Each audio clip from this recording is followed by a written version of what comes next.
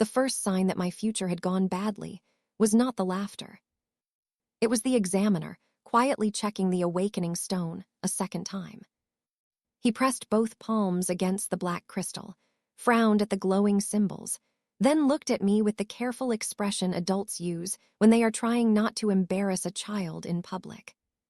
Keza Mutesi, he said, 17 years old, profession confirmed, clay rank pattern keeper. That was when the laughter started.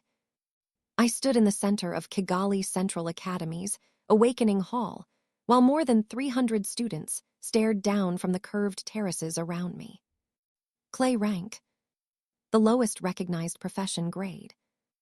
And pattern keeper was not even considered a real combat profession. Pattern keepers repaired household wards, copied basic enchantments, maintained street lamps, and replaced damaged lines in old defensive arrays. Respectable work, technically. Nobody crossed half of Kigali every morning for 3 years, studied until midnight, and ranked second in the entire academy because they dreamed of repairing enchanted gutters. I had 1 month until the National Ascension examination. My plan had been simple. Awaken a respectable profession. Enter the Great Lakes Academy. Earn a scholarship. Get my mother out from under the debt she had taken on to keep me in school. Instead, 2 abilities floated on my status screen. Trace. Mend. Trace allowed me to copy 1 simple magical line. Mend allowed me to repair a minor break in an existing magical pattern. That was it. No lightning. No summoned beast. No enhanced body. No combat spell. Someone behind me whispered, "She spent 3 years studying to become a repair girl." I kept walking. That was mostly because if I stopped, I was going to cry, and I had already decided that none of those people deserved the privilege. I found Diane near the eastern stairwell. For 3 years, Diane and I had studied together. We had shared notes, meals, examination practice, and one very specific promise. Whatever professions we awakened, we would enter the National Ascension examination as a team. Diane had awakened 10 minutes before me. Star rank storm dancer. There were 7 profession grades, commonly recognized in Rwanda. Clay, copper, iron, silver, gold, crown, star. A star rank profession was the kind of awakening newspapers wrote about. When I approached her, Diane did not smile. That hurt more than the laughter. Beside her stood Toma Kerma, whose father controlled one of Kigali's largest expedition guilds. Toma had awakened crown rank Lion Guard. He looked at my status display and gave me a sympathetic smile that somehow managed to be more insulting than open mockery. Diane spoke first. "Keza, I need to change our examination arrangement." I stared at her. She continued quickly. "Toma offered me a place on his guild team. They have healers, a tracker, 2 combat specialists, and a sponsor." "And I have Trace," I said. She looked uncomfortable. I almost respected that. Almost. You know what I mean. Unfortunately, I did. The National Ascension examination rewarded individual performance, but team assignments determined access to harder zones. Harder zones meant better scores. Diane had spent 3 years promising we would climb together. It took 1 awakening result for her to discover that promises had weight limits. Toma folded his arms. "You're intelligent, Keza. You should be realistic. Pattern keeper isn't useless. Kigali always needs maintenance workers." I looked at him. "Thank you, that has completely healed me." He apparently missed the sarcasm. Diane sighed. "Don't make this harder." That sentence did something useful. It killed the last small part of me that still wanted to convince her. I nodded. "Fine." She blinked. "Fine. You chose your team." I picked up my bag. "Good luck." I walked away before either of them could decide whether I was supposed to beg. My mother was still at our shop when I reached home. We lived above a narrow, enchanted cloth store on one of Kigali's lower terraces. The shop sold woven ward bands, ceremonial baskets, protective wall cloths, and enough ordinary fabric to actually pay the rent. Mama Grace took one look at my face and shut the shop early. I told her everything. She listened without interrupting. When I finished, she asked one question. "Do you still want the academy?" "Yes." "Then we have 29 days. I laughed despite myself. "Wait." She pointed downstairs. "I borrowed money for the education. If this goes wrong, we are failing together." That was my mother, comforting like a brick. I went to my room after midnight and opened my status again. Clay rank pattern keeper. Level 1. Trace. Mend. Then the symbols flickered. I sat up. A thin, golden line appeared across my vision. It split into 100 smaller lines. Then 1,000.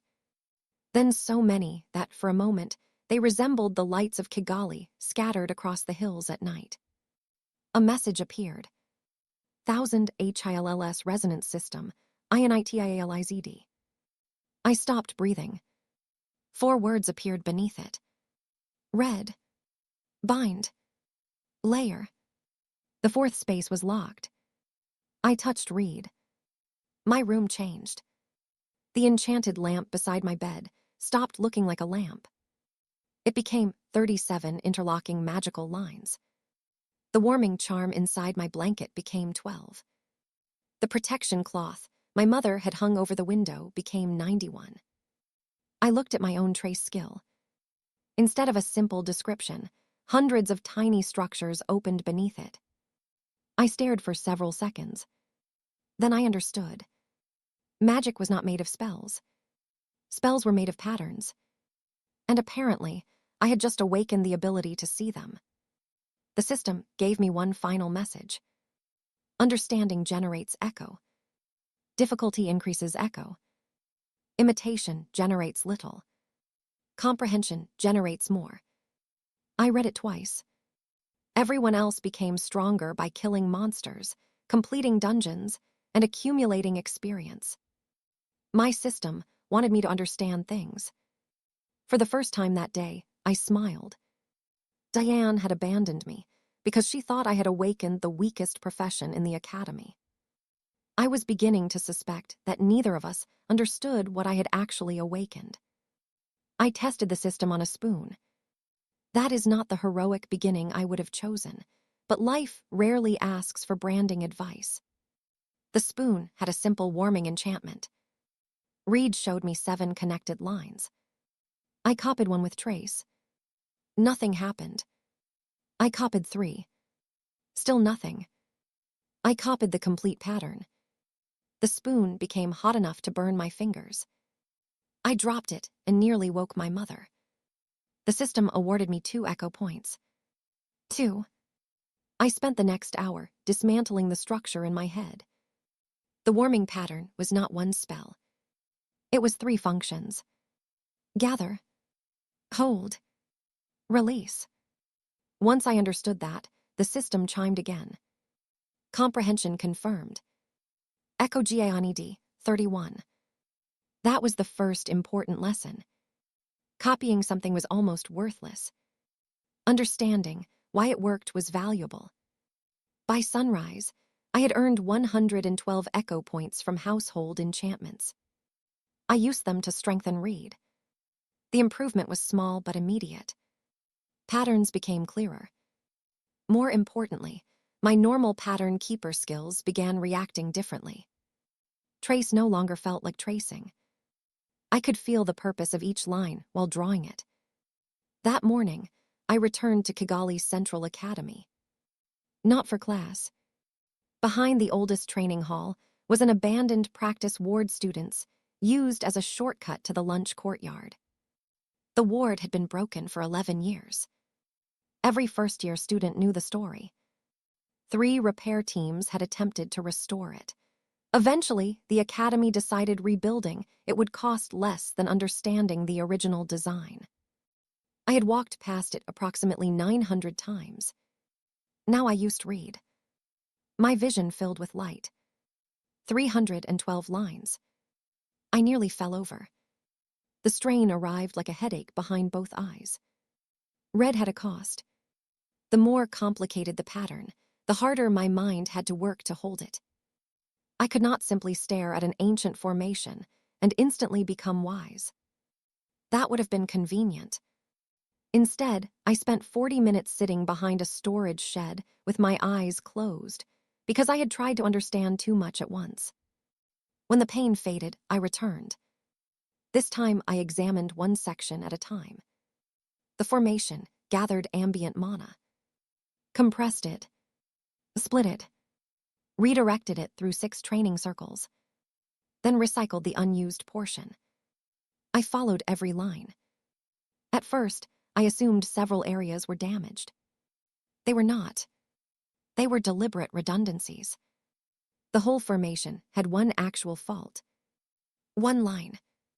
Less than the width of my smallest finger. I used mend. The ward hummed. I froze. Blue light spread outward. One training circle activated. Then another. Then all 6. Mana rose through the courtyard in a shining column. A bell began ringing inside the academy. I considered running. The system made the decision for me. Exceptional comprehension. Target difficulty, greatly exceeds host level. Echo GAONED, 8,400. I stared. 8,400. My status jumped. Level 2. Level 3. Level 4. Level 5. Not because the system had simply given me experience. It converted comprehension into growth. My physical attributes increased slightly with every level. My mana capacity expanded. Then another message appeared. Structural principle understood. Bind available. Select motif. 3 components glowed inside the ancient training ward. Gather. Pulse. Recycle. I chose pulse. The system compressed the principle into something I could feel rather than merely remember. Pulse motif, asecurity. I tried combining it with trace. Nothing happened. Then I remembered the third system function. Layer. I placed pulse over the pattern of trace. The 2 structures resisted each other. I adjusted the lines. Failed. Adjusted again. Failed. On my 7th attempt, they aligned. Trace evolution available. I accepted. Trace disappeared. Pulse thread asecurity. I drew one glowing line toward a practice target. The line touched the wooden dummy. I released the pulse. The dummy launched backward and broke one of its support posts. I stood there with my mouth open.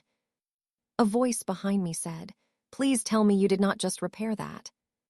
I turned. One of the academy's formation instructors stood at the courtyard entrance. Behind him were 4 maintenance workers and the deputy principal. All of them stared at the glowing ward. Then at me. Then at the broken dummy. I made the strategic decision to leave. By lunch, the entire school knew. By afternoon, the story had already become ridiculous. Apparently, I had discovered an ancient inheritance. Apparently, I had awakened a hidden profession. Apparently, I was secretly trained by a wandering master. The truth was much less dramatic. I had fixed one broken line. Diane found me outside the academy gates. "You repaired the old ward." "Yes." "How?" "I'm a pattern keeper."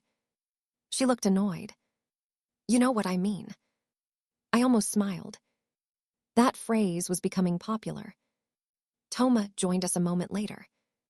He did not laugh this time. Instead, he looked interested. "My father's guild has several damaged formations. We could pay you." That was the first moment I understood something important about status.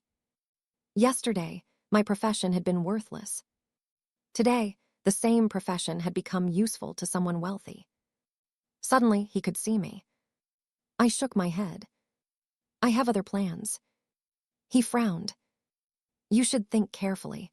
Opportunities like this don't come often. I looked back at the academy ward, glowing behind us. Apparently they do. I left. I needed equipment. More importantly, I needed somewhere nobody cared that I was supposed to be weak. So I went to Kivu Market. That was where I met Aline. And that was where my small experiments started becoming everyone else's problem. Aline ran the least impressive artifact stall in Kivu Market. I mean that affectionately. One side leaned. The roof leaked. Half the merchandise was broken. The sign had lost 3 letters and now advertised fax instead of ARTIFACTS. Aline was 18, permanently annoyed, and working as an apprentice crafter while her uncle recovered from an expedition injury. I picked up a cracked copper bracer. She immediately said, "Don't buy that." I looked at her. "You're a terrible merchant." "I'm an excellent merchant. That thing is garbage." Red disagreed. The bracer contained 104 lines. 98 were intact. 6 had collapsed because someone had forced too much mana through the reinforcement circuit. How much? Aline narrowed her eyes. Why? Because I want it. That is not an answer. It is traditionally enough for commerce. She charged me 800 francs. I bought a warped focus rod and damaged movement sandals as well. Total cost, 3,600. My mother would have called that reckless. So naturally, I did not tell her. Aline watched me sit beside her stall. You're repairing them here. Yes. Why? I live with my mother. She considered that. Reasonable. The bracer took 12 minutes. Mend repaired the broken lines, but Reed showed me something better. The reinforcement circuit wasted almost 30% of its mana because 2 lines crossed inefficiently. I redirected them. The bracer lit up. Aline stopped breathing. What did you do? Fixed it. That is not fixed. She grabbed it. This is better than the original. I repaired the focus rod next. Then the sandals. The system rewarded me with another 3,000 echo, but the more interesting reward was knowledge. The sandals contained a movement principle. Step. I understood it. Bound it. Then spent nearly an hour trying to combine step with pulse. When it finally worked, I created hill step. The first time I used hill step, I crossed Aline's stall faster than intended and went directly through the curtain behind her. I did not break the wall. This matters because later statistics were worse. Aline stared at the hanging curtain. I said, small experiment. She pointed at the door. Experiment outside. That afternoon, she made a metal plaque. Small experiment area. She placed it beside the alley. That stupid sign followed me for months. With repaired equipment and hill step, I entered the Akagera training zone the next morning. Akagera's inner hunting fields were controlled spaces for newly awakened professionals. Copper-backed beetles, thorn hares, grass sprites, small ridge cats. Nothing impressive. For ordinary students, the goal was experience. For me, the monsters were libraries that occasionally tried to bite. A beetle taught me shell. A thorn hare taught me spring. A heat lizard taught me heat. A spiral-wing moth taught me spiral. The first day, I gained only 1 level.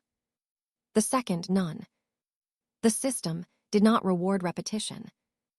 Once I understood something, farming it became almost useless. That forced me deeper. It also forced me to experiment. Shell plus spiral created a rotating defense I called layered guard. Heat plus pulse created ember thread. Step plus pulse improved hill step enough that I could change direction mid-burst. Every combination required real understanding. Some failed spectacularly.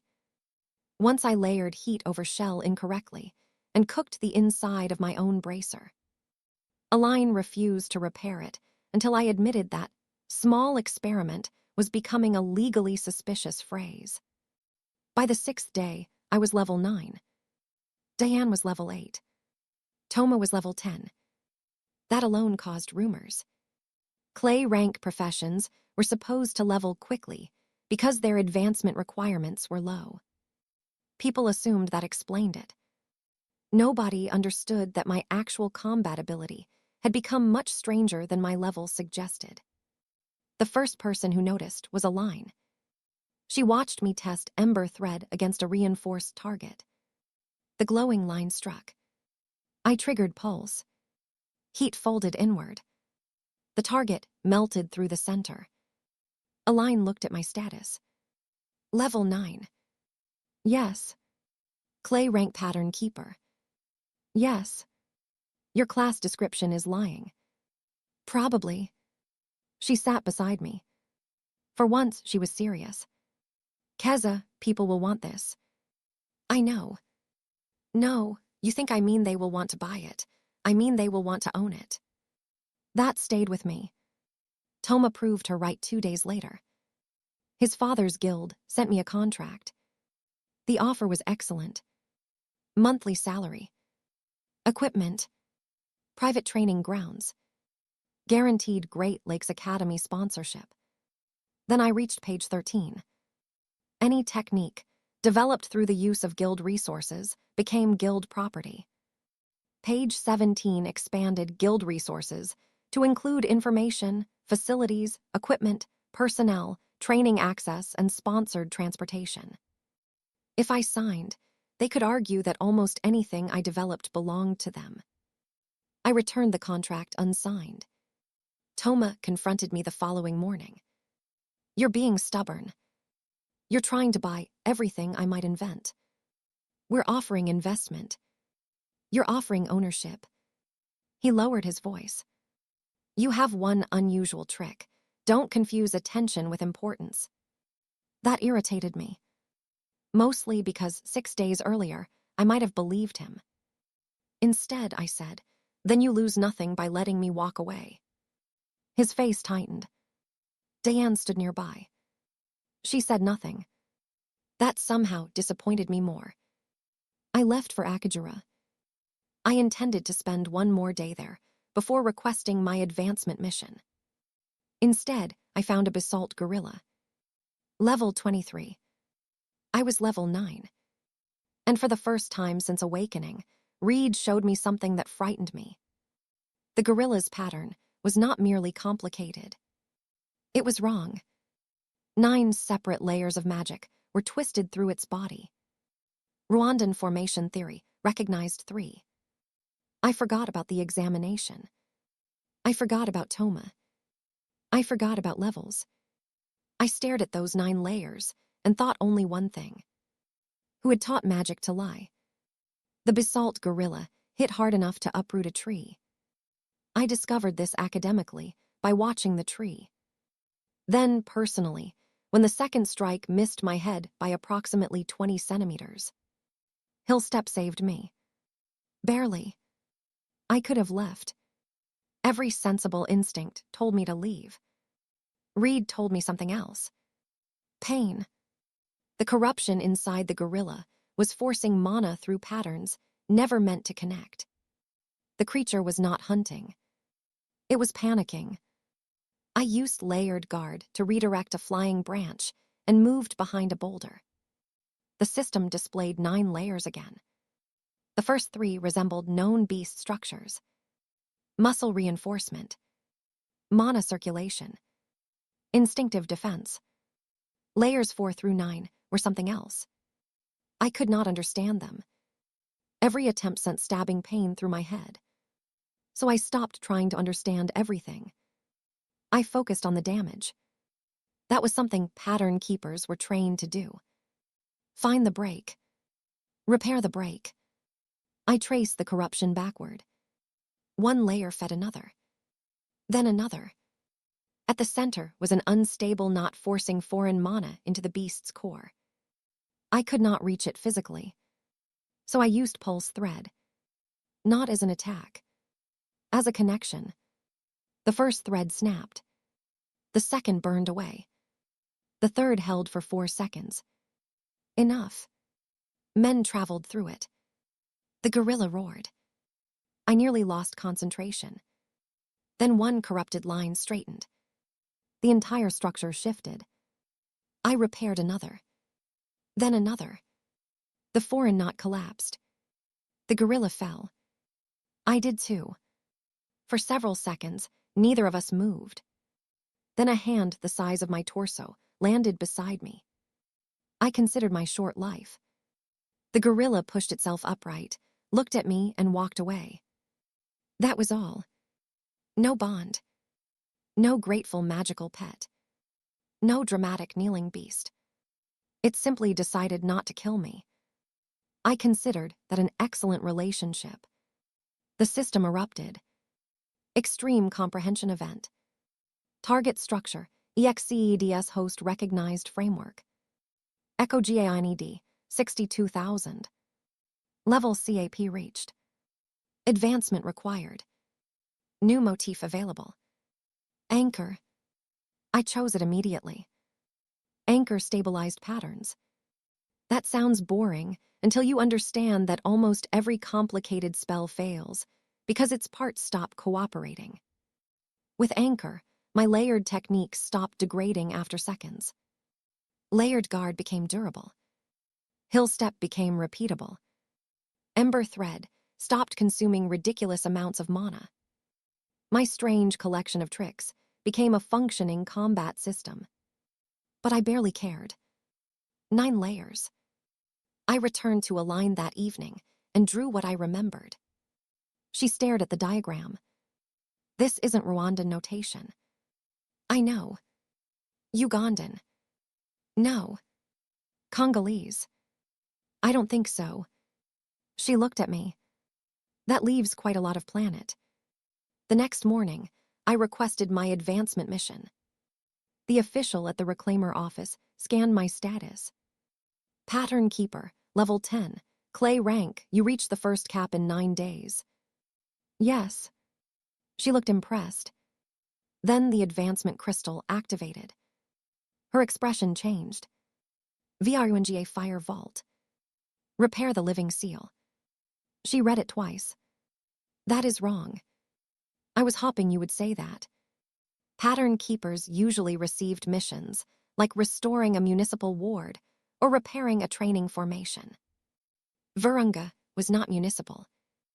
Virunga was a restricted volcanic region filled with unstable mana channels and high-level creatures. The living seal had been studied for decades. Nobody had repaired it. My mission gave me 72 hours. Failure meant waiting 30 days for a new advancement attempt. The National Ascension examination was in 17 days. Convenient. I showed a line. She read it. No. I haven't said anything. No. I need equipment. No. I was going to ask whether. No. 6 hours later, she was packing tools. That was a line.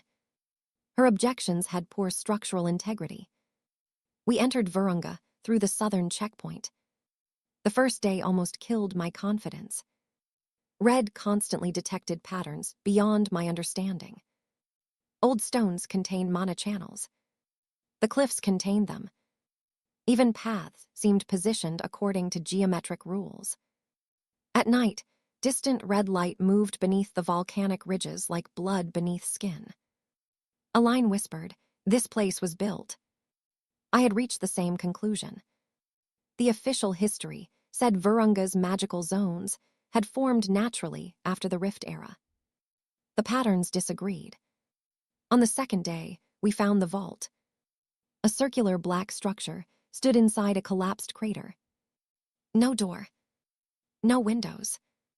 Just 9 concentric rings carved into stone. 9. My stomach tightened. The moment I touched the outer ring, red activated without permission. I screamed. The pattern was enormous. Not hundreds of lines. Millions. My system shut the connection down after less than 2 seconds. Red safety limit, ACTIVATD. I lay on the ground while a line poured water over my face. She said, "Small experiment." I said something impolite. We spent 14 hours mapping only the outermost layer. Then something strange happened. I recognized pulse. Not my pulse motif exactly. Something older. Deeper.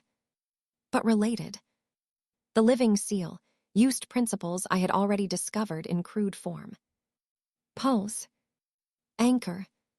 Spiral. Gather. The motifs I had collected were not random tricks. They were fragments of a larger language. Once I understood that, the vault became less impossible. Not easy. Less impossible. I repaired one outer line. Then another. A line handled physical conduits while I rebuilt patterns. Near dawn on the 3rd day, the final damaged anchor line reconnected. The entire mountain answered. Golden light spread through the crater. The 9 rings began turning. For one beautiful second, I thought I had finished. Then the center opened. Not downward. Outward. I saw darkness filled with distant lights. The living seal was not keeping something beneath Virunga imprisoned. It was closing a road. A road leading somewhere else. The system changed. Advancement complete. Pattern keeper evolution confirmed. Resonance weaver. New function unlocked. Nest. I reached level 11. Then 12. Then 15. Stored echo flooded through me. I stopped at level 20. Second cap. A line stared at my status. You gained 10 levels. Yes. In 6 seconds. Yes. She looked at the enormous interworld seal glowing around us. Then at me. Keza. Yes. I would like to officially resign from small experiments. I laughed so hard I almost fell over. But deep beneath the humor was something colder. The seal had not been built to stop us from leaving. Every defensive line faced inward. It had been built to stop something from entering. And someone, long ago, had expected that something to come through. We returned to Kigali 12 days before the examination. I had expected questions. I had underestimated bureaucracy. By noon, 3 guild representatives, 2 academy officials, 1 government ward officer, and a journalist had contacted me. Someone at the Virunga checkpoint had reported the living seal activation. Then my profession update appeared in the National Registry. Resonance weaver. No recognized rank. That created its own problem. The profession registry rejected it twice. The 3rd attempt classified me as pattern keeper variant. I found that deeply funny. Toma did not. He arrived at a line stall with 2 guild officials. A line had repaired the sign by then. It actually said ARTIFACTS again. Progress. Toma looked different. More careful. You completed Virunga. Yes. My father wants to revise the offer. No. You haven't heard it. You want ownership. We want partnership. Does the guild own techniques created during the partnership? He hesitated. Aline coughed loudly. I nodded. Still no. One official tried a different approach. We can give you access to facilities nobody else in Kigali has. That interested me. Then red activated when he placed the contract on the table. The paper itself contained a verification enchantment. I could see exactly what clauses fed the ownership seal. I smiled. Your contract transfers derivative pattern rights for 7 years. Nobody spoke. The official slowly removed the document. Toma looked at me differently after that. Not because I had become stronger. Because he had realized the old methods for controlling people would not work on me. Diane came alone that evening. She had reached level 14. For a star rank profession, that was excellent. 2 weeks earlier, I would have thought it unreachable. Now I was level 20. She stood outside the shop. I heard about Virunga. Everyone did. She looked at a line, then at the repaired equipment stacked around us. You're really entering the examination independently. Yes. Toma's team could still take you. I stared at her. She winced. That sounded worse out loud. A little. She sighed. I was scared, Keza. That surprised me. She continued. My parents borrowed money for my training too. When I awakened star rank, everyone immediately started talking about sponsors and rankings and opportunities. Then you awakened Clay. Toma offered me a guaranteed route. You made a choice. Yes. I waited for an excuse. She did not give one. I made a selfish choice. That was harder to be angry at. Not impossible. Harder. I hope it works for you, I said. She looked hurt. I meant it. That was the problem. I did not want Diane ruined. I simply no longer trusted her with my future. The next 10 days changed everything. Nest was ridiculous. Layer combined motifs inside one technique. Nest allowed me to place complete techniques inside one another. Hill step inside layered guard created a defensive pattern that moved with me. Ember thread inside spiral created a rotating line of focused heat. Pulse thread nested through anchor allowed me to extend mend across far greater distances. Every experiment taught me something. Every difficult discovery generated echo. By examination morning, I had reached level 31. Third advancement. I had not even completed a formal third profession change. My system had simply pushed Resonance Weaver beyond the registry's assumptions. The local scale became difficult to take seriously. A senior combat instructor tested my layered guard. He was level 36. His crown rank spear strike failed to penetrate it. I stared at the shield. He stared at the shield. A line said, "Small experiment." The instructor left without laughing. That was when I realized I had crossed something important. 3 weeks earlier, crown rank professionals represented the ceiling of my imagination. Now one had attacked seriously. My defense had held. The National Ascension examination took place inside Amahoro Sky Arena.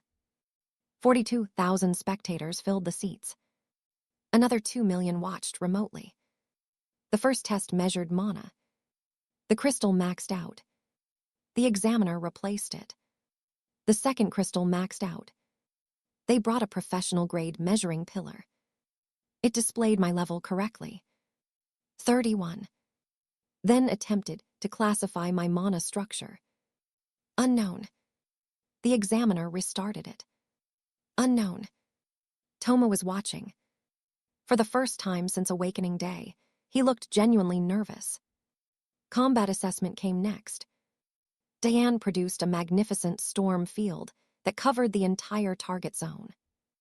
Her score broke the Academy record. The crowd loved her. So did I. She had earned that. Toma summoned a golden lion-shaped guard aura and shattered all 12 armored targets in 18 seconds. Another record. Then I entered. The examiner asked which technique I would demonstrate. I considered the question. Which result do you need? He blinked. Offensive output. I built spiral. Nested ember thread. Anchored the exterior. Added pulse through the center. A narrow golden line crossed the arena. For half a second, nothing happened. Then all 12 targets separated cleanly at the waist. Silence.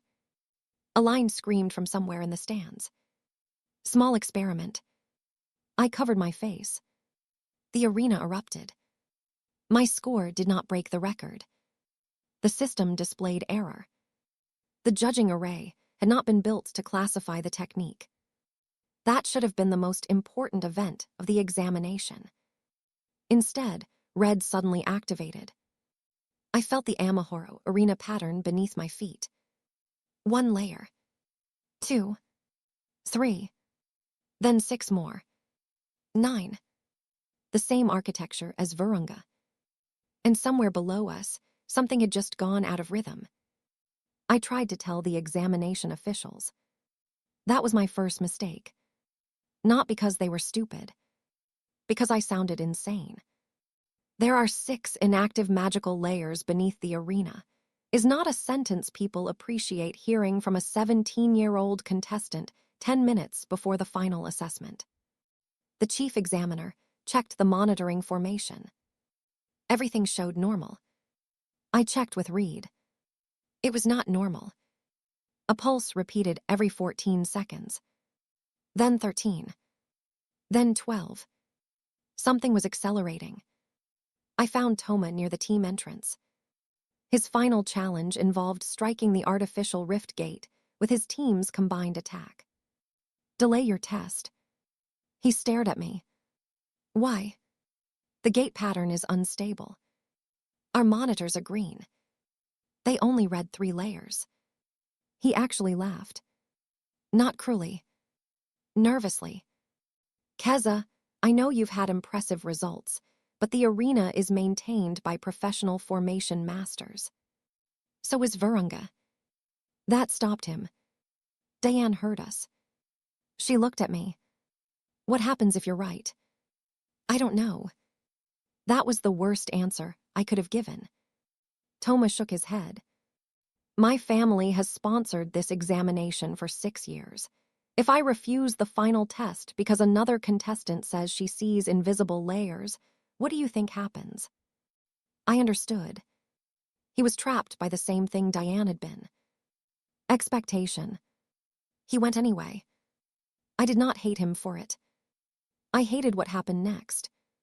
Toma's team began their formation. Lion Guard. Storm Spear. Flame Arc. Barrier Amplification. Their combined attack struck the artificial gate. The first 3 layers held.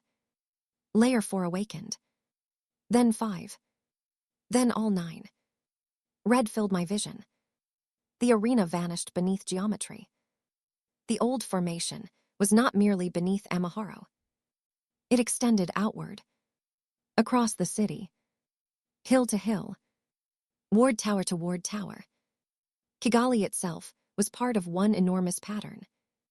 The modern arena had been constructed on top of a node nobody understood. Toma's attack had not created the problem. It had completed a sequence that had been building for days. The gate opened.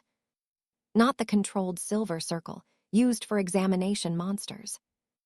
A vertical wound of blue-black light split the air above the arena. The audience went silent. Something roared from the other side. The protective barriers activated. The first one cracked immediately. People began running. Diane found me. What do we do? I almost said I. That had become my instinct. I had spent 3 weeks solving everything alone because relying on people had become frightening. Then I looked around. 42,000 people. 9 magical layers. Hundreds of ward points. 1 brain. That equation was stupid. I need help. Diane did not hesitate. That mattered more than I expected. I gave her instructions. Storm Dancer magic was excellent for carrying charged patterns through open air. I gave Toma another. Lion Guard could stabilize physical anchor points. He stared at me. You trust me? No. He looked offended. I trust your profession. A line reached the control floor carrying 3 tool cases and the metal small experiment sign. I stared at it. Why did you bring that? Morale. There was no time. I connected pulse threads into the arena. 1, 10, 50. My mind began burning. Reed showed every active fault. Too many. I could repair the arena. That would not stop the city network. Then I understood. The problem was scale. I kept thinking like a pattern keeper. One break. One repair. But I was not a pattern keeper anymore. I was a resonance weaver. So I stopped trying to repair Kigali. I treated Kigali as one spell. Hill Step became a routing principle. Anchor stabilized ward towers. Spiral redistributed excess mana. Diane carried pulse threads through storm channels. Toma locked failing physical nodes. Align manually reopened old conduits nobody had touched in decades. Nest allowed me to place all those systems inside one larger structure. The system flashed. Unrecognized composite pattern. Comprehension in progress. My vision blurred. I almost lost consciousness. Then Mama Grace's voice came through my communicator. Keza. I had forgotten she was watching. I'm busy. I can see that. The arena shook. What do you need? My mother sold enchanted cloth. Hundreds of shops across Kigali did. The traditional protective weaves used in homes were simpler descendants of ancient ward patterns. I suddenly understood why.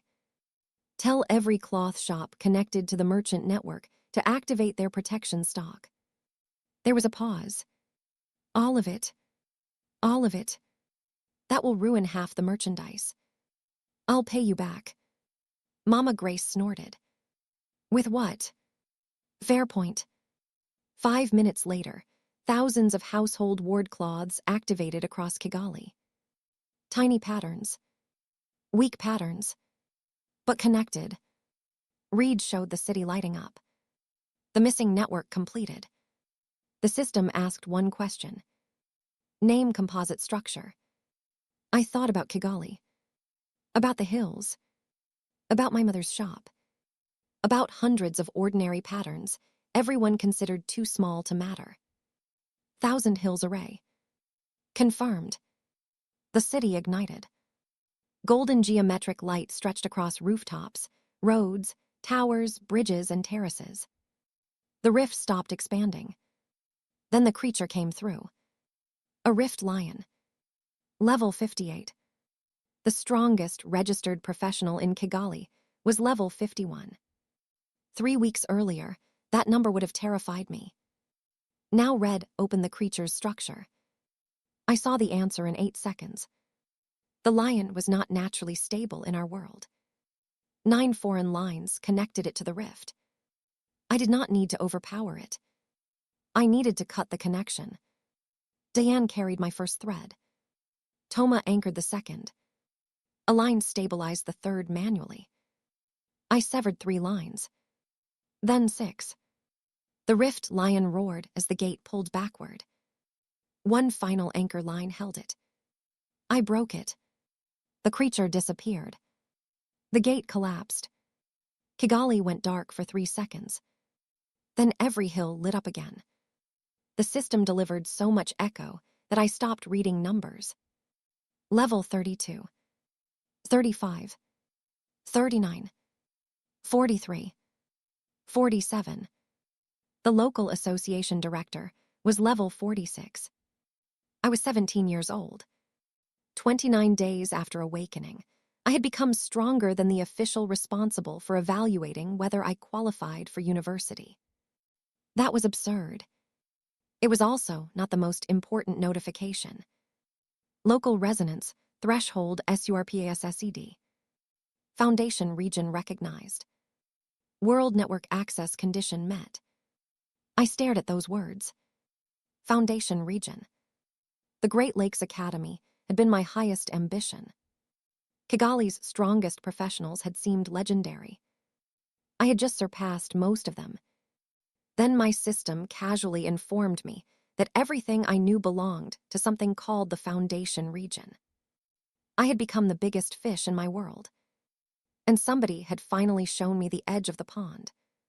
The week after the Amahoro incident was exhausting in ways combat had never prepared me for. I became famous. Not pleasant famous. Administrative famous. People wanted interviews. Guilds wanted contracts. Universities wanted meetings. Government officials wanted explanations. One man wanted to name a bus route after me. I refused that one immediately. The Great Lakes Academy offered unconditional admission, full scholarship, housing, research funding. My mother read the letter 3 times, then cried. I pretended not to notice until she stopped pretending. That moment mattered more to me than any level. The debt disappeared 2 days later when the city paid compensation for the household ward stock consumed during the emergency. Mama Grace immediately used part of the money to expand the shop. I offered her a house. She looked offended. What would I do with a house? Live in it. I already live somewhere. You complain about the stairs every day. I can complain in a larger shop. We compromised. She got the larger shop. I got ignored. A line became nationally famous as well. Mostly because recordings showed her standing beside a collapsing dimensional gate, holding a tool case and the small experiment sign. Someone turned it into merchandise. She threatened legal action, then discovered the royalty percentage. She changed her ethical position. Diane finished second in the National Ascension ranking. Under normal circumstances, that would have dominated the news. Instead, everyone asked her questions about me. I felt bad for her. She came to the shop after the ceremony. No cameras. No team. Just Diane. Congratulations, I told her. She laughed weakly. You saved the city, and you're congratulating me for second place. You earned second place. She looked down. I was wrong about you. Yes. I was wrong before you became powerful. That made me pause. She met my eyes. That's the part I'm ashamed of. There was nothing clever to say. She asked whether we could become friends again. I told her the truth. Maybe someday, not because I'm punishing you, I just don't know how yet. She nodded. That was the first conversation we had after awakening that made me think maybe someday was possible. Toma's consequences were more practical. The investigation found that his team had followed approved examination procedures. He was not blamed for the rift. His family guild was. They had spent years pushing higher output examination formations while resisting expensive upgrades to the old monitoring system. They had not caused the 9-layer structure.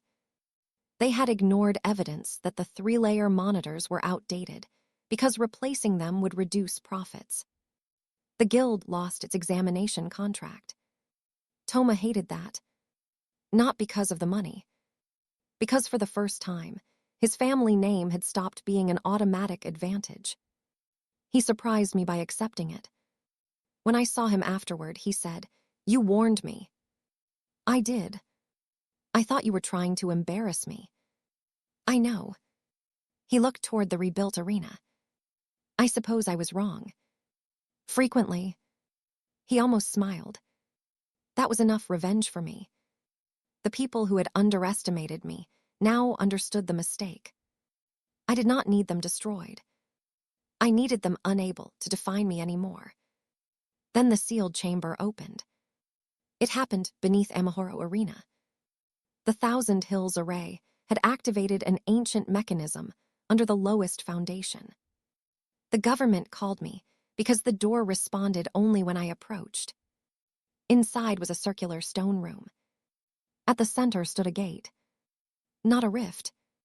A gate. 9 rings. Perfectly intact. My system activated. Local resonance network identified. Foundation region, Great Lakes. Active foundations CITIES, 81. Continental network, limited access. Global pattern network, locked. I stared at the map, appearing across my vision. Rwanda. Uganda. Kenya. Tanzania. Burundi. Congo. Then more. Zambia. Ethiopia. Sudan. Egypt. Nigeria. Ghana. Senegal. South Africa. Lines crossed the continent. Hundreds of nodes. Kigali was one small light. Then the gate activated. A woman stepped through. She looked approximately 20. Dark skin. Short braids. Blue and silver robes, covered in moving geometric patterns. Behind her, I glimpsed a city suspended above a landscape I did not recognize. She looked around the chamber, then at the repaired gate, then directly at me. Her status appeared automatically. ASHAKMU. World Weaver. Foundation level, 7. I was apparently Foundation level 3. My mouth went dry. Asha looked at the glowing 1,000 hills ray displayed around me. Who taught you world weaving? Nobody. She smiled. Not because she believed me. Because she thought I was joking. Then she touched the wall. The 9-layer gate opened completely.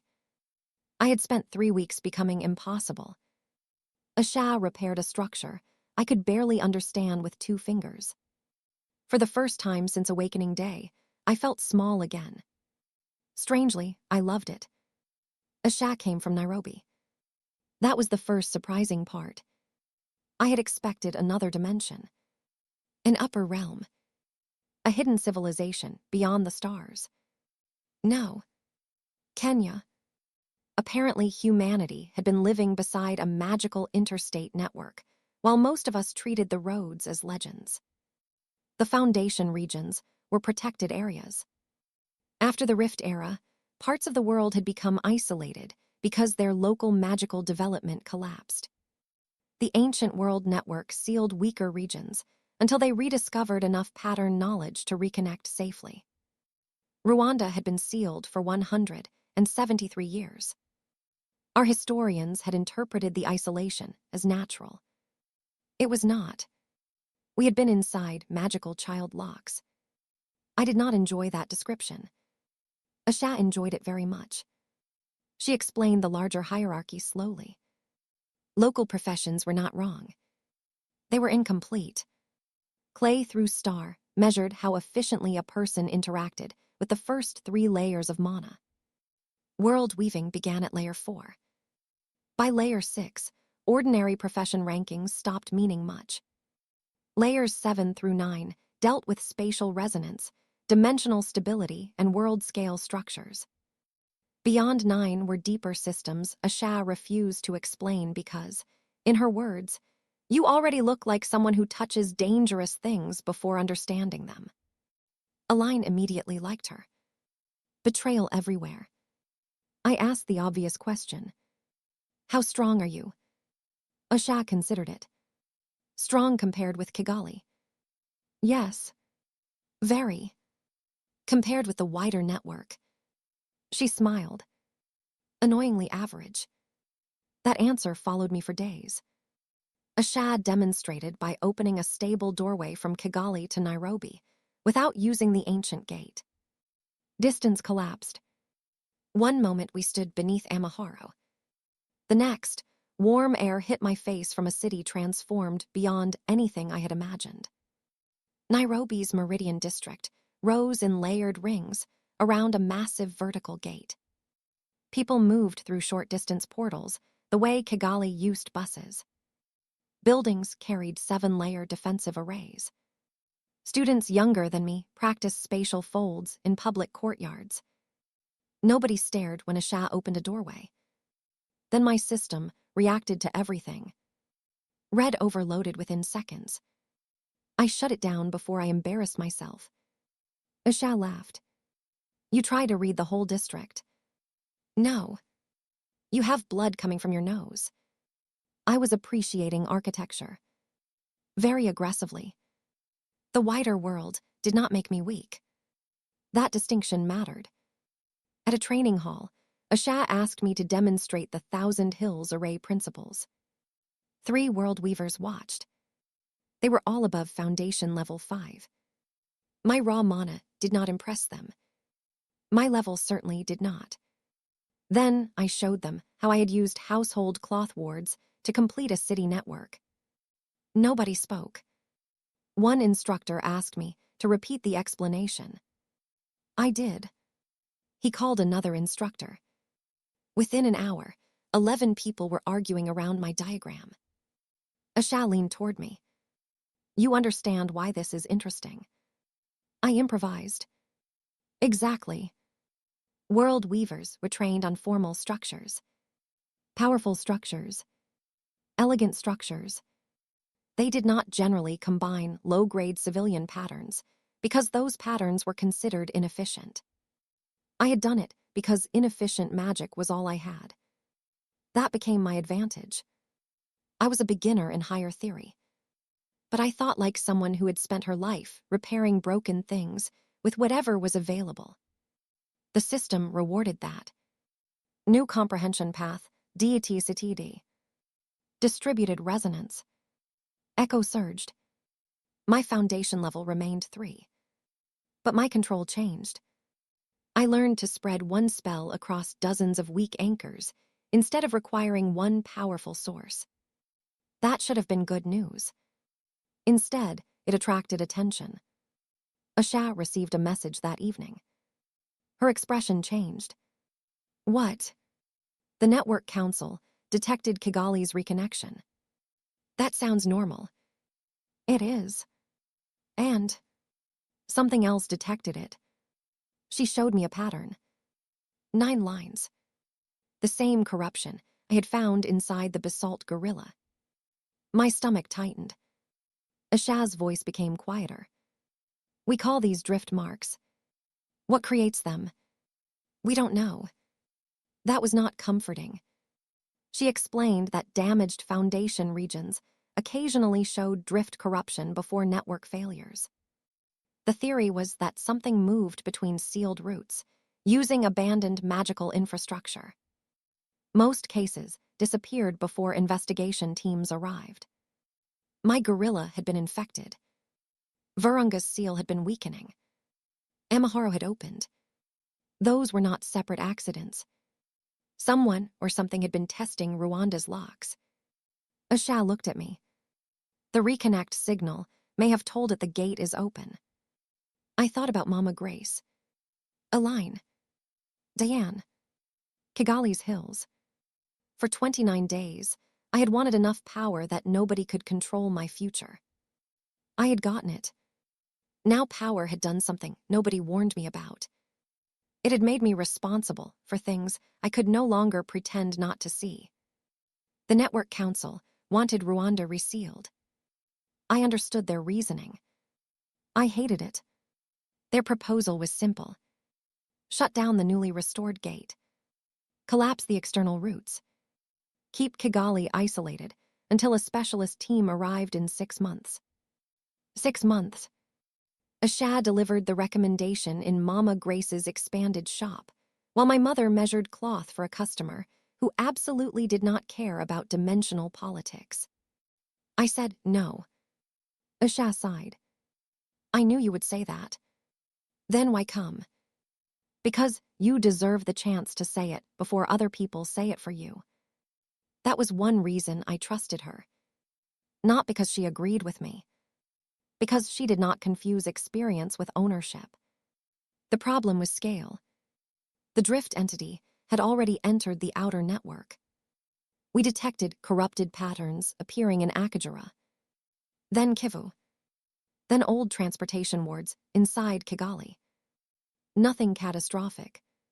Yet, it was mapping us. I wanted to confront it. A Shah wanted to evacuate sensitive nodes and wait. We argued. She finally said something that made me furious because it was correct. You spent 1 month becoming stronger than everyone around you. You are beginning to think that means every problem is waiting for you personally. I stopped talking. Aline, who had been pretending not to listen, became fascinated by a screwdriver. Asha continued. You are gifted, maybe absurdly gifted, but Foundation 3 is still Foundation 3. I saved Kigali. Yes. With techniques nobody else understood. Yes.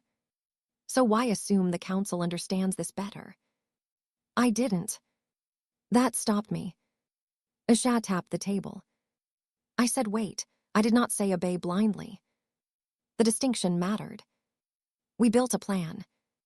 Not hers. Not mine. Ours. The drift corruption fed on unused high-layer infrastructure. So instead of chasing it, we would deny it empty structures. The old network had thousands of dormant nodes. I could not activate all of them, but I had already learned distributed resonance. Weak anchors. Many of them. Mama Grace looked up. No. I frowned. I haven't asked.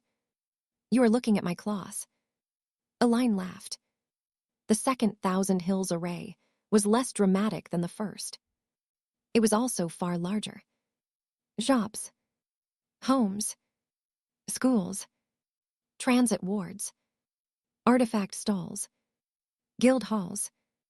Even agricultural protections outside Kigali. We linked simple patterns into the ancient network. Not enough to use its full power. Enough to make it occupied. The drift entity reacted immediately. Corruption concentrated toward Virunga. It was retreating to the only route powerful enough to support it. Exactly what we wanted. Then the council made things complicated. A senior world weaver named Malik Sefu arrived from the Continental Network. He was Foundation Level 9. When he entered the Virunga chamber, every pattern in the room became still. That frightened me more than displays of power. He did not radiate force. The environment simply behaved as though it knew better. Malik studied my array. You built this? Yes. Improvised? Yes. Dangerous? Asha folded her arms. Effective? Malik looked at her. Those are not opposites. I liked him immediately. Unfortunately, he intended to reseal Rwanda. The drift was approaching. A Foundation 9 weaver could close the route permanently. He could also destroy the entire ancient Virunga gateway to guarantee nothing followed. That would protect us. It would also cut Rwanda off again. Possibly for decades. I asked him for another option. He gave me one. Enter the route, identify the drift source, sever it from the far side. Asha stared at him. She's Foundation 3. Yes. You would not send a trained Foundation 3 student. No. I said, but. Malik looked at me. A trained student could not build what she built. That was not reassurance. The route beyond Virunga had become unstable. High-output world weaving would worsen it. Malik was too strong. Asha was almost too strong. My distributed low-output patterns could function without collapsing the route. For the first time, being weaker than the people around me became useful again. The decision was mine. Stay. Let Malik destroy the gate. Remain the strongest young professional in Rwanda. Attend Great Lakes Academy. Become rich. Become respected. Live the life I had wanted. Or walk into a damaged interworld route after being told clearly that I was not especially powerful by the standards beyond it. Mama Grace listened. Then asked, are you going because people need you or because you want to prove you can? I hated that question more than Asha's. Because my first answer was both. I spent the night thinking. The next morning, I told Malik I would go under 3 conditions. Asha came with me. The route remained open behind us. And if we failed, he resealed Kigali without waiting for permission. Aline objected to being excluded. I told her no. She told me she was an adult. I told her she was 18. She said, exactly. In the end, she stayed. Not because I ordered her. Because someone needed to coordinate the civilian anchors. That mattered. I was finally learning the difference between doing everything myself and being responsible for making sure everything got done. Before I entered the gate, a line handed me the small experiment sign. I stared at her. I'm not carrying that. You may need morale. Asha laughed. I took the sign. Some friendships are built on trust. Others survive through sustained harassment. The route beyond Virunga looked like a road drawn through a night sky. Stone platforms floated in darkness. Golden lines connected them. Far below, if below meant anything there, enormous shapes moved behind translucent layers of space. I did not ask what they were. Personal growth. The drift had corrupted 7 platforms. Asha could destroy the infection. The problem was that each violent removal damaged the root. So we worked together. She isolated. I repaired. She understood higher structures. I understood broken ones. At the 5th platform, we found the source. Not a monster. A machine. Or something close to one. A black geometric structure had wrapped itself around the root's central anchor. It pulsed with 9-layer corruption. Red activated. Then failed. Unknown structure. That had never happened. I tried again. Nothing. For the first time, my system could not tell me what I was looking at. Asha whispered, that should not be here. What is it? I don't know. Wonderful. The structure opened. A humanoid figure emerged. No face. No clothing. Just shifting black lines, arranged roughly like a person. Its first attack crossed the platform instantly. Asha blocked it. The shock threw both of us backward. She shouted, Foundation 8 equivalent. I laughed once. Not because it was funny. Because 30 days earlier, I had been terrified of failing a university examination. Now I was fighting an interworld pattern entity 8 levels above my recognized foundation. Life needed better packing. Asha attacked. 7-layer geometry filled the root. The entity adapted. That was the terrifying part. Every spell she used worked once. Never twice. It read structure. Learned. Countered. Then it turned toward me. My attacks were weaker. Ember Spiral cut one arm. The arm rebuilt. Pulse Thread disrupted its chest. It restructured. Layered Guard blocked one strike. The second strike changed frequency and passed through. I used Hill Step and barely escaped. We were losing. Raw power would not solve it. Asha had more raw power than I did. The entity was learning faster than we could attack. Then I remembered the basalt gorilla. The corruption had never been the creature. It had been the connection. I stopped looking at the entity.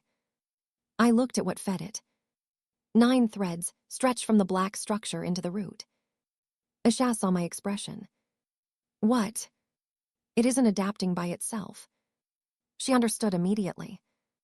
The anchor is feeding it information. We changed tactics. Asha attacked continuously. Not to win. To keep it learning. Every adaptation required the anchor to update. Every update exposed one connection. I marked them. 1, 2, 3. The entity realized what I was doing at 4. It abandoned Asha. Everything focused on me. I ran. Foundation 8 was faster than Hill Step. So I stopped using Hill Step as movement. I nested it through distributed resonance. Instead of moving myself between points, I moved the pattern that defined where my defensive anchors were. The entity struck. My guard disappeared. Reformed 2 meters away. Its attack missed. Asha shouted something that sounded impressed and angry. 5, 6, 7. My mana crashed. 8. 1 remained. The entity stopped. For the first time it spoke. Not aloud. Inside the pattern. Return. 1 word. Then another. Key.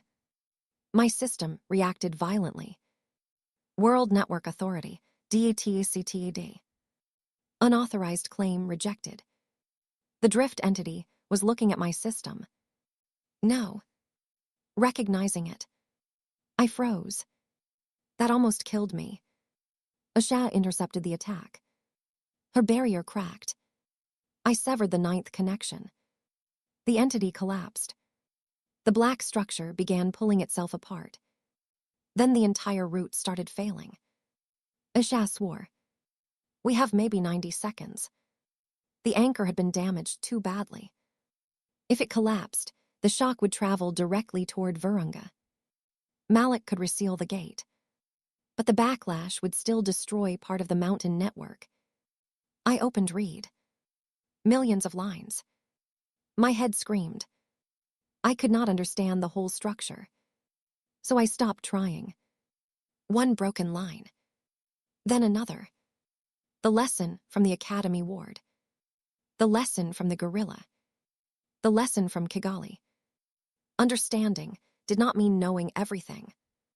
Sometimes it meant knowing what mattered. I used distributed resonance. Asha added her power. Back in Rwanda, a line activated the civilian anchors. The connection reached me. Thousands of weak household patterns. Shops. Schools. Homes. My mother's cloth. The entire Thousand Hills array followed me into the route. The small experiment sign began glowing in my hand. I actually laughed. What? Asha shouted. Morale.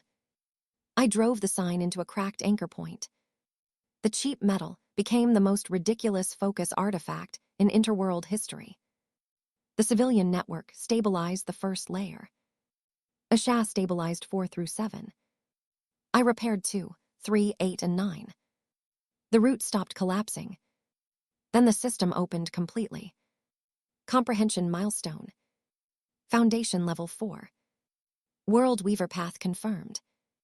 New function available. Weave. For the first time, I did not merely combine existing patterns.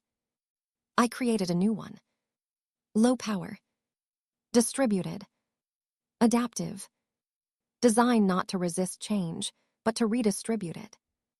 I placed it through the root. The structure healed. Not perfectly. Enough. When we returned through Virunga, Malik was waiting. He looked at me. Then at the glowing small experiment sign. Then at Asha. Asha said, "Don't ask." Malik nodded slowly. That was the most respect anyone had ever shown me. 37 days after Awakening Day, I attended my first class at Great Lakes Academy. I was late. That felt appropriate. The academy had originally been the highest point in my imagination. Now its senior formation department was asking me to help redesign parts of the curriculum. I refused. Not permanently. I wanted to be a student first. That surprised people. Apparently, once you save a city and stabilize an interworld route, everyone assumes you are finished needing teachers. I knew better. Asha had taught me enough to understand how ignorant I was. That was exciting. Rwanda remained connected to the continental network. Malik recommended against resealing us. Instead, Kigali became a monitored foundation, region undergoing reintegration. People hated that phrase. It sounded like paperwork because it involved an extraordinary amount of paperwork. Align's artifact business exploded. She renamed the Shop Hill Pattern Works. I invested. She gave me 40% ownership and exactly 0 authority over safety procedures. The small experiment sign was mounted behind reinforced glass. Apparently, collectors had offered obscene amounts for it after learning what happened in the route. Aline refused every offer. She claimed historical value. I suspected emotional attachment. She denied this aggressively. Mama Grace got her larger shop. Then another. She still lived above the first one. Some battles cannot be won with magic. Diane entered Great Lakes Academy too. We were not best friends again, but we started studying together occasionally. The first time she asked for help understanding a 9-layer diagram, I stared at her until she became uncomfortable. Then I helped. Trust returned slowly. I preferred it that way. Toma joined a different academy under reduced guild sponsorship. His family lost millions from the examination investigation. He did not become poor. Consequences do not need to turn rich people into beggars to count. His father stepped down from the guild's safety board. Toma later sent me a revised partnership contract for one expedition. No ownership clause. No exclusivity. Clear profit split. I accepted. Aline accused me of enjoying character development. I denied everything. As for me, my public status remained ridiculous. Keza Mutesi. Age 17. Resonance weaver. Level 47 by local measurement. Foundation level 4 by world network measurement. In Kigali, there were only a handful of people who could meaningfully challenge me. In the continental network, Foundation 4 was considered advanced beginner territory. Both facts were true. That was the part I loved. I had not been secretly weak. Saving Kigali had not become meaningless because stronger people existed elsewhere. The Thousand Hills Array was still extraordinary. My distributed weaving method had already attracted researchers from Nairobi, Lagos, Addis, and Cape Town. Even experienced world weavers had begun experimenting with civilian anchor systems. What changed was not my achievement. It was my horizon. Ashash showed me the continental map 2 months later. Hundreds of active cities. Thousands of routes. Then she expanded it. The African network connected to other continental systems. Some routes crossed oceans. Others did not remain on Earth. My system displayed locked regions beyond anything Asha could access. That frightened her, which was not ideal. The drift machine had recognized something inside my system and called it a key. Malik believed the system might belong to the original architects of the world network. Asha believed that theory was too convenient. I believed both of them enjoyed explaining terrifying possibilities while I was trying to eat lunch. We had no answer yet. That was fine. For once, I did not need one immediately. I had spent most of my life believing the future was one narrow road.